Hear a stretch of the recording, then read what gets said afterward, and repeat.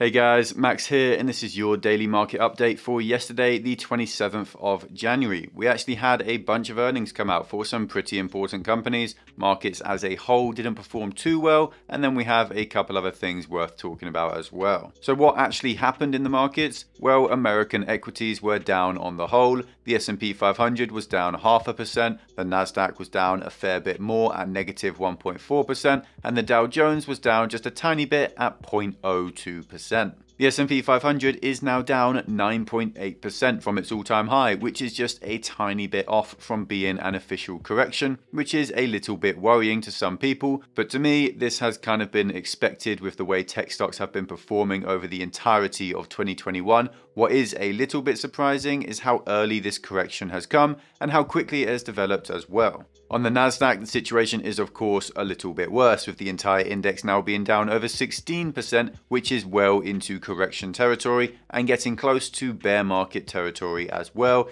even though I've already said before, but I don't actually agree with the way the term bear market is generally used. Now, the Dow Jones being filled with more value stocks, reliable firms, and companies that just weren't as overvalued as software as a service or new hyped up tech firms were, it's only down 7%, so performing comparatively far better than the others. Now, the reason I just said this correction, which is what it basically is at this point, has come earlier than I expected, is because rates aren't rising yet. There's still another 2 months until they actually do rise, and even then, they're only going to go up by 0.25% or just a tad more. So the actual impact from those rates themselves isn't going to be huge. It's just that the investing environment is going to change, risk sentiment will change as well, and that will cause valuations and stock prices to reduce.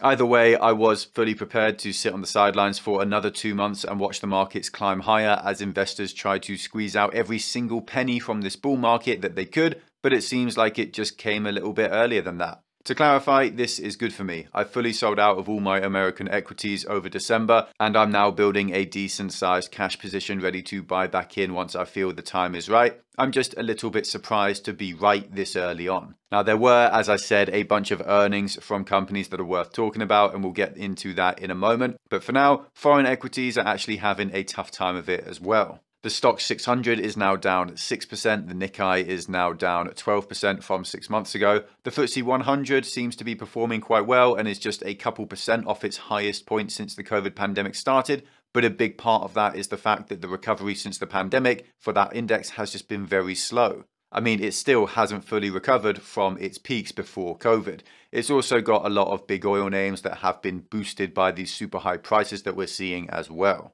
Now, the dollar is improving once again, and it rose about 0.2% on the day against the euro, the pound, and the yen. There seems to be some confidence behind the dollar growing again, now that the Fed's rhetoric is anti-inflation. And to be honest, I think it's all a little bit unfounded. I'm sure you're all aware by this point, but I really don't trust what the Fed have to say. Also, I don't think I'm biased here against the dollar. A stronger dollar actually means more money for me because I'm basically paid in dollars. So the dollar rising is good for me. I just don't think that it's necessarily rational. Now, bond yields are still sitting quite high, though there's been a small dip since the peak of 1.87% the other day. The 10-year Treasury is currently sitting at 1.84%. Oil prices are, of course, again, still high. WTI crude oil is sitting above $87 a barrel, and Brent crude is sitting above $90 still, so prices are really high. Now, gold has had a tough couple days and it's actually fallen a bit, again on this idea that the Fed is going to be fighting inflation fiercely. So gold is now sitting below $1,800 an ounce once more.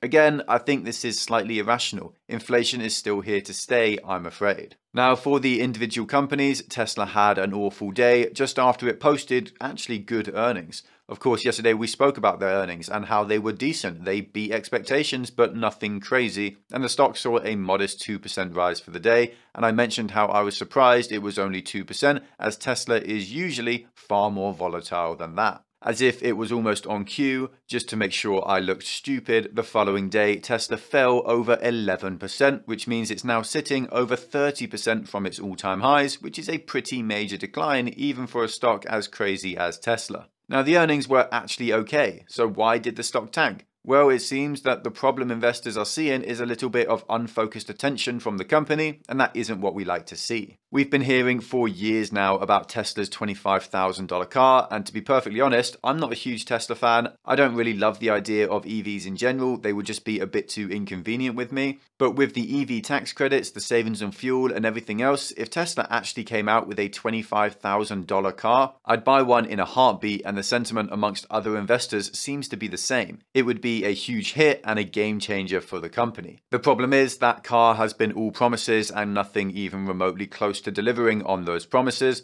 and it seems that trend is going to continue for some time. The next problem with the company is in the same sort of vein. Full self-driving still doesn't exist, and it probably isn't going to for at least another year, probably even 3 or 4 or maybe even 5 years, and Tesla's share price is valued as though it's the only company in the world that's even working on self-driving, and that it actually already has it in the bag. The stock is priced for perfection, and it isn't seeing perfection in that realm. Now, the next problem seems to be that the company is shifting its focus towards robots, which sounds awesome, and some Tesla bulls think that that's a good thing, and that should have caused the company's stock to rise because, according to them, this one product could be bigger than the entire economy of the world is right now. Of course, they are expecting robots from iRobot, that film with Will Smith. And for a company that can't even apply paint to its cars in a consistent manner, this is just entirely unfeasible. Add on to that the fact that Tesla has missed 1,000 promises before, they've completely ignored the fact that they've even made those promises, they've really just lied to investors about these kind of promises as well, and it's clear why the markets didn't respond well to this new robot focus. It's entirely possible that this company does create the robot they're claiming they will, but it's a minuscule chance and the risk is just too high. Some people who are big into Tesla seem to be getting a little bit frustrated by this all. Lots of people are going around saying that Elon sold the top, which is starting to look more and more likely by the day. The company is also going to suffer from changing macro environments like we spoke about yesterday. Things like interest rates rising will mean less people can buy Teslas, and in my opinion, the second the company stops being demand limited, whenever that time actually comes, I'm not putting a time frame on it, but when it comes, when they can make more cars than they can sell, the entire investment thesis for the company as a $1 trillion stock disappears. Now, on a slightly funny note though, and from someone who I think it's pretty clear isn't a Tesla bull myself, Biden came out and said once more that Ford and GM are pushing the market towards a more electric future, and I think it's just ridiculous to hear him say that. I don't know how much money those companies are promising for Biden's future campaign, but anyone who isn't entirely blind can tell that Tesla is clearly the one driving mainstream adoption of EVs in America. Now, for some other companies' earnings reports and what we saw happen to them, I think we'll of course start off with Apple, and this was the report that everyone was a bit worried about. If it came out bad, I think the markets would have majorly panicked and investors would have been very scared as sentiment would have been crashed. Now, Apple is, in my opinion, probably the best business in the world. I don't invest in it and I try not to buy their products for moral reasons, but the business is phenomenal. So if it is seen to be struggling, the idea is that everyone else would be absolutely screwed. It didn't do badly though. It rose its revenue by 11%, which means it's now $124 billion last quarter alone, and that is just insane. And it's despite their own warnings about the impacts of supply side shortages as well. Its earnings per share are up 25% year over year, with a 10% beat on expectations there as well. Their gross margin was up to almost 44% as well. Most parts of their business grew as well a decent amount by something like 10%, with the exception being iPad sales, and this isn't too surprising. iPads and tablets in general are just getting far less popular these days, especially with how big phones are, and I don't think I'll ever buy a tablet again, but I will buy a new smartphone every 3 or 4 years, probably for the rest of my life. So in short, Apple did really well, and of course while making this video the markets are closed, but it looks like after hours Apple is up about 5%, which is kind of justified to be honest. Visa had a strong earnings day as well, bringing their quarterly revenue up above $7 billion for the first time, and they increased their earnings per share from $1.42 to $1.83. They grew all over pretty much and beat consensus estimates as well, so their stock is looking like it's up about 4% after market as well. Now, some Netflix quickfire news. We of course have been staying up to date with what Bill Ackman is doing recently. He's been quite vocal about the fears of inflation and the need to raise rates and the like, and he just made a major buy of Netflix as he picked up 3.1 million shares since the price dropped the other day. Now, I'm already looking into this and writing a script on it, or starting to, and this could be another hell is coming play by him, and it could end up being very, very interesting. If nothing else though, this kind of support from institutional investors, and a very talented one at that, is reassuring to see for Netflix shareholders. Now, we actually got GDP figures from the US, and it came out super strong. The US economy expanded at a 6.9% annualized this last quarter, which was far higher than expectations. This is obviously some really good news, and it's pretty unexpected as well. The most impactful thing here does seem to be the huge jump in private inventories, as companies had stocked up on things in advance of original reopenings a year ago, and those stocks had been dwindling to the point where over the past quarter, firms had to start buying inventory again. That alone made up 4.9% of the 6.9% increase in GDP, and it was led first and foremost by vehicles, so dealers bought in more stock. Another important aspect of this report is the fact that trade for the US was net neutral in the end, which is actually quite rare. Usually the US exports less than it imports. It's a consumer-driven economy, so that isn't too surprising, but usually that drags GDP down. But this time exports were higher and on par with imports, so it wasn't dragged down at all. Now, there were fears that Omicron would dampen GDP figures, and personally, I've been quite clear that I don't think that was ever going to be a major factor, just like I don't think the Delta variant was ever a major factor in 2021. Either way, the overall figures are decent, not quite as good as the headlines would suggest, and the increases in inventory build-up this last quarter will probably result in less spending in the future, so it's just sort of dragged forward, but that isn't necessarily bad news. I do think it's also worth noting that inflation figures are, again, as I've said constantly over the recent months, doctored.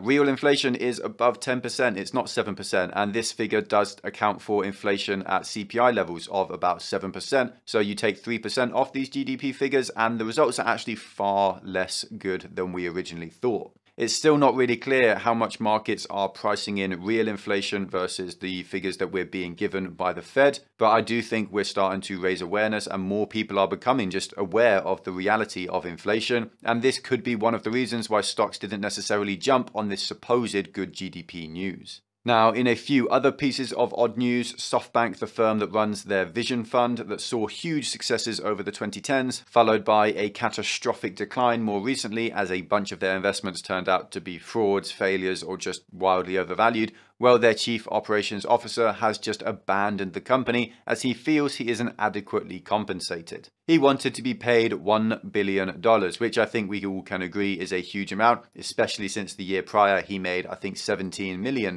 But if he's generating that much value, then fair enough. The problem is here that he isn't generating that much value, and Softbank is bleeding badly. The company's stock is down around 55% now. They massively messed up with WeWork and lost billions to what basically amounted to a scam. The Softbank executives never even identified that it was basically a scam because they were blinded by one charismatic person, which is an awful indictment of the management of that company. One of the firm's biggest successes was being a very early investor, a major investor of companies like Uber, who are now down loads. Uber is down 45% so far. Now, this COO seemed to have picked the wrong time to fight for better pay, or maybe he just wanted an excuse to leave that sinking ship.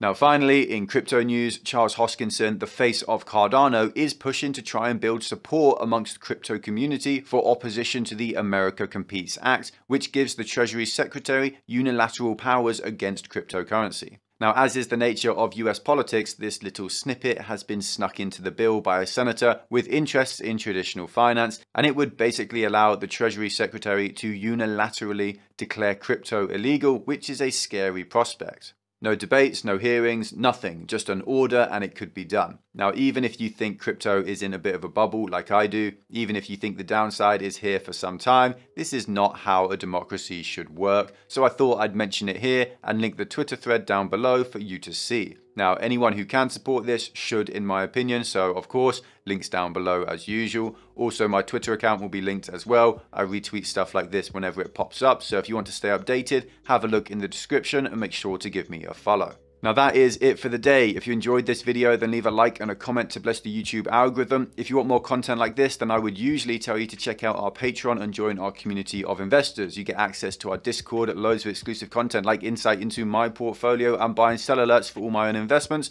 But if you sign up in the next couple of days before February starts, you're going to get double billed. So if you are thinking about signing up, just leave it a few days, join on February the 1st, and it will save you some cash. There's a link in the description to masterworks.io, a site that allows you to buy fractional shares of art from world-famous artists like Banksy, which can be a great way to diversify your portfolio with non-market correlated assets. It's completely free to sign up, you don't have to buy anything, you don't have to hand over any card information, so if that sounds interesting, then make sure to check it out. Finally, there's also a link in the description to BLOCKFI, which will give you up to $250 in free Bitcoin when you use it. You can also get 9% interest on stablecoins like USDC, which is a far higher rate than you get from any savings account these days. Just make sure not to use Tether. Thank you all for the support, thanks for watching, stay stoic, until next time.